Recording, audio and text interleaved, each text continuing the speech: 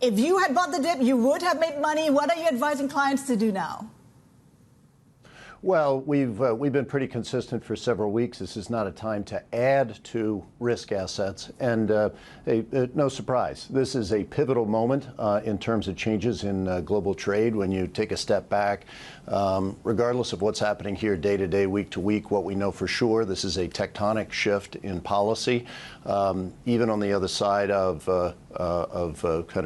lowering or increasing the timeline to reciprocal tariffs, there's certainty here. U.S. tariff rates are going up meaningfully to 10% minimum levels. So this is in dialogue with all of our clients, changing their perspective on markets, and as importantly, changing many of the discussions in boardrooms about how they run their businesses. So what are your clients saying, and how is this all impacting them? Are you seeing margin calls, for instance? Well, this is, we've certainly, in alignment with other banks, we've seen margin calls. They've been well managed. These are margin calls that, have not been a surprise to us. Market activity has been, despite the volatility, relatively orderly. Markets have been well functioning. We feel very good with the advice we've been delivering here in terms of caution, because in the intro you talked about how difficult it is for any of us to pin down macroeconomic implications of these policies. And when you bring that down more to the corporate level, there hasn't been time for the sell side to update estimates in terms of earnings for most corporates. And you've seen, very limited adjustments in terms of guidance coming from companies. We saw guidance pulled by a few U.S. corporations yesterday. Investors aren't going to get clarity until we get into earnings season tomorrow and over the next several weeks. And I think, for investors, it's hard to know whether this market at any given point right now is cheap or expensive. We're watching prices move, but we don't really know in a PE ratio what's happening to the E. So it is difficult to tell. I mean, there's so much uncertainty still. But in terms of asset and asset classes, is there one where you've changed your views on, given the last, developments in the last 2 weeks? Well, I mean, we have even more focus on some non-correlated assets, as you might expect. With our clients, we're once again, with volatility like this in the markets, their interest is in hedge funds, and so we're seeing increased investor focus on hedge funds. We're also, of course, seeing clients who may have a directional view on markets also want to build some protection. So structured notes right now are central to a lot of client dialogue that we're having. Again, we really want to keep our powder dry at this point in markets. Our Chief Investment Officer, Kate Moore, a very well-known investor, reminds us frequently, sometimes as hard as it is, you're best positioned as an investor to, not do a lot in the moment, not overreact to headlines, particularly at a time where it's difficult to have conviction when you really don't know what's occurring with fundamentals. Indeed, to your point about, kind of reassessing things as they go along, we're seeing U.S. futures declining, so reversing what we saw overnight. What is your sense of what we've seen in the past couple of days? Is it a sort of clearing event, or is this a new normal? Well, it's hard to call anything in the last few days normal. What we're seeing is, in many ways, for those of us who have been through cycles, we're seeing, kind of a classic shock factor that markets have when news like this comes on the scene at a magnitude we had never experienced. I think what we know for sure, we've passed peak shock. The world now knows this tectonic shift is happening. What we can't know yet is the way this is going to flow through to economic activity, corporate earnings.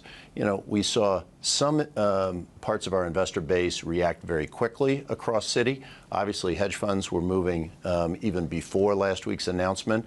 Real money investors moving a little more slowly. I wouldn't say that we've seen wholesale selling of equities in U.S. retail yet. That takes a while to unfold, particularly given retirement plans in the U.S. and other more stable pockets of U.S. equity investment. So this is, we're in a different different phase. And, I would say to investors who are thinking about, entering these markets, do so with caution and discipline, have a core asset allocation that's set. And to the extent you do want to, try to be in and out of this market, have it be very thoughtful, a limited amount of your portfolio and, with the appropriate order management, hedges so that, this market doesn't run away from you, because we're seeing, again, swings that are 9 sigma events yesterday in the U.S. markets. So that's for U.S. stocks.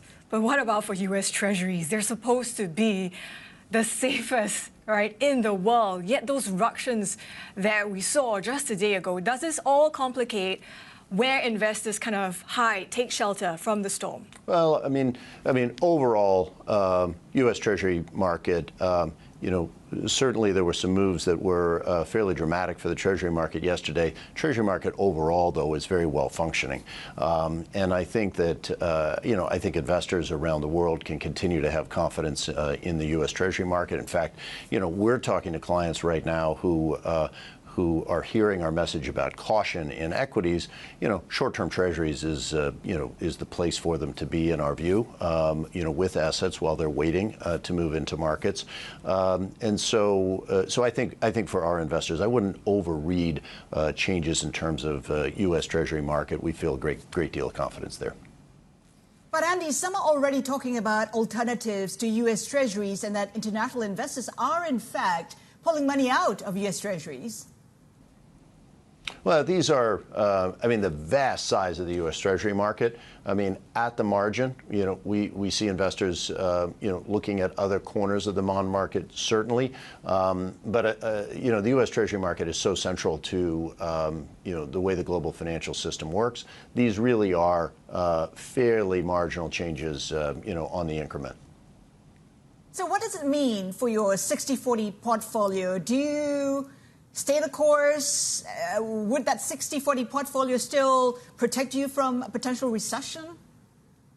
Yeah, we think it will. Today the 60-40 portfolio is not as straightforward as it was 20 years ago.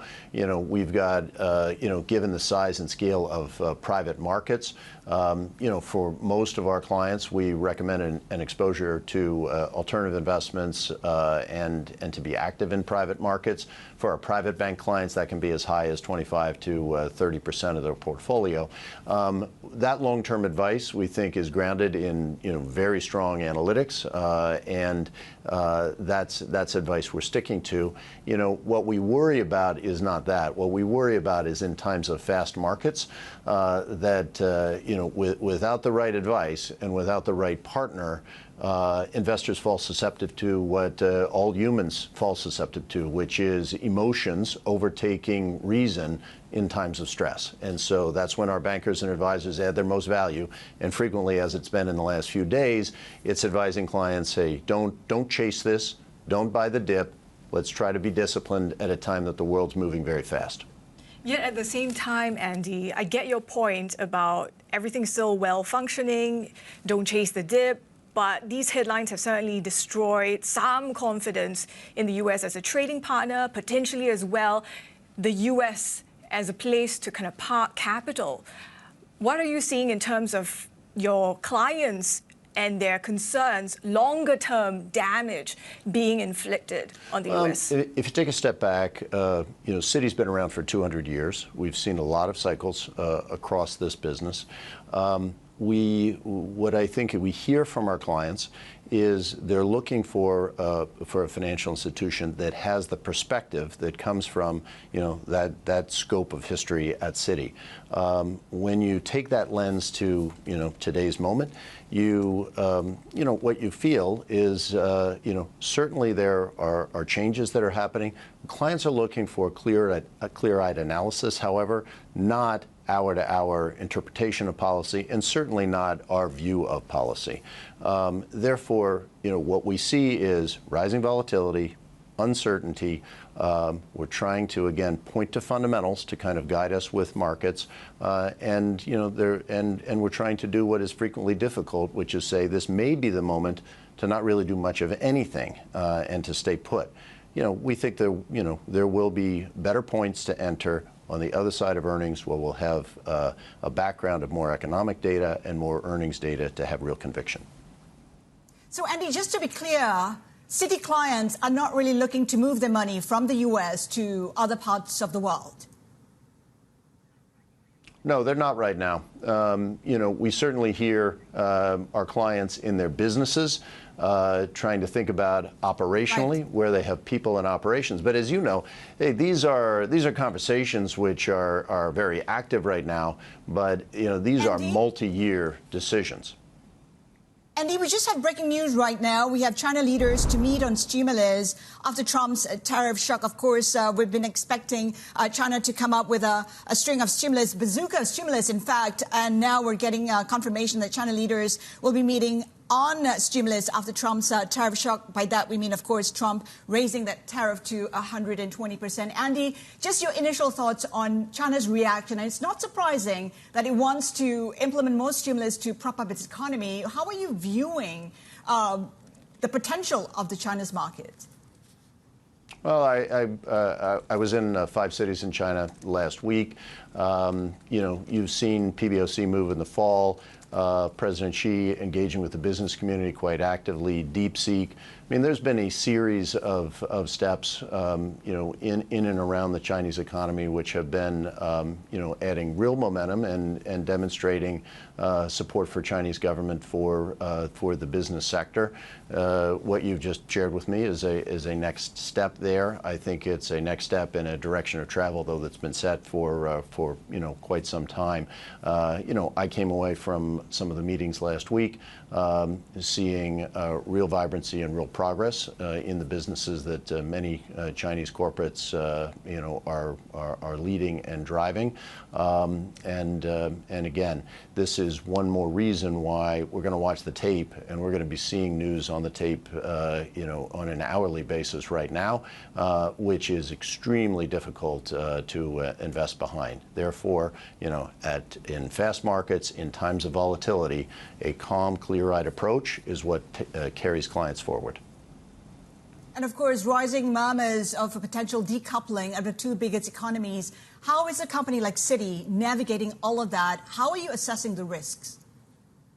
Well, this is a time when the global perspective, the global reach of Citi matters most to our clients. What we try is, across our network to help clients get their arms around, not just developments in Washington and developments that are taking place in Beijing, but how other corporations that we're serving are adjusting to meet the moment. Again, when you think about a time like this, the resources and the insight of the world's most global bank is more valuable than perhaps at any other time. And, incidentally, I should mention, we see global trade continuing, of course, despite changes in policies around the world. We see companies continuing to operate global supply chains and deliver into global markets. And we see individual clients who continue to have global dreams, living and moving around the world. That won't change in our view. And, we're in position to try to deliver the advice to make a difference. But what is expected to change, Andy, is growth. We have the OECD coming out to say that growth will be impacted, it will be slower. And when it comes to growth in creation of wealth, where do you see that, especially in Asia? Well, wealth creation in Asia is, it has been leading the world in terms of rate of growth. We think that continues. We continue to have a view that we're going to see wealth creation taking place at historic levels over the next 10 years. Estimates that we anchor to see $100 trillion of new wealth creation over the 10 years out ahead, and the fastest rate of growth being across Asia. That's why, I'm here, and I was in China and Hong Kong last week and earlier this week, because Singapore and Hong Kong are the hubs for the most dynamic part of Citi's global wealth business. It's where we're adding people and resources, and where we see clients coming from around the world. So here in Singapore today, the conversations are around southbound flows from China, clients from India who have moved family offices here, increasingly clients in the Middle East who, again, view Singapore as an appropriate booking center for many of their activities. So we think that the wealth business in Asia is going to be the most dynamic area of wealth business around the world. Andy, I think you mentioned previously a 10% increase in Asia headcount. Is that going to bring the total headcount for the region to the level before prior retrenchments? What you'll see in terms of, and specifically I was talking about double-digit increases in terms of our advisors and bankers in front of clients. You're going to see those levels. I mean, they're surpassing where we were several years ago. Certainly, what we've been through at Citi under Jane Fraser's leadership is a powerful and very positive restructuring and refocusing of Citi. In the aggregate, our employment levels across the company globally have been fairly constant, but what we're trying to do is move some of our resources from middle and back office roles to have in wealth even more of our professionals in front of clients. And so you'll see advisor and banker headcount rising, and you'll try to see us be very disciplined around some of the cost and the scale of teams supporting those activities on the front line. That's where investments in area like artificial intelligence make a real difference in terms of the way we can operate our business. I was just going to ask, how exactly is Citi using AI in the wealth business? Well, I mean, step by step, like most companies, we're finding initial ways that we can do day-to-day tasks more efficiently. We have exciting work underway that's not yet in pilot to be able to deliver advice to clients in using AI.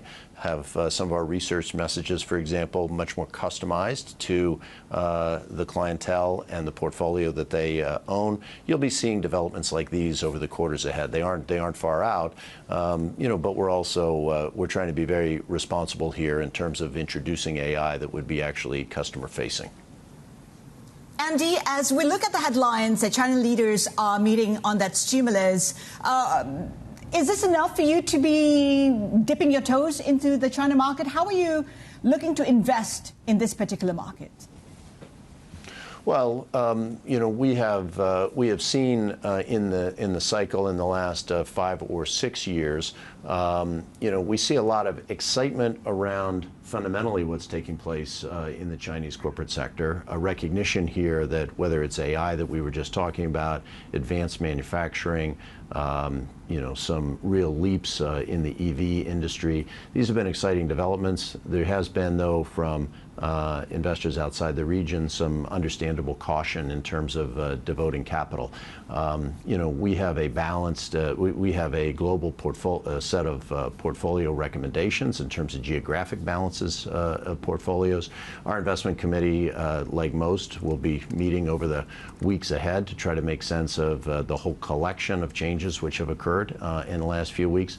I don't want to front run that, but China equities and the China story is part of a global portfolio we talk to clients about, and again, our Chief Investment Office will be reevaluating that over the coming weeks.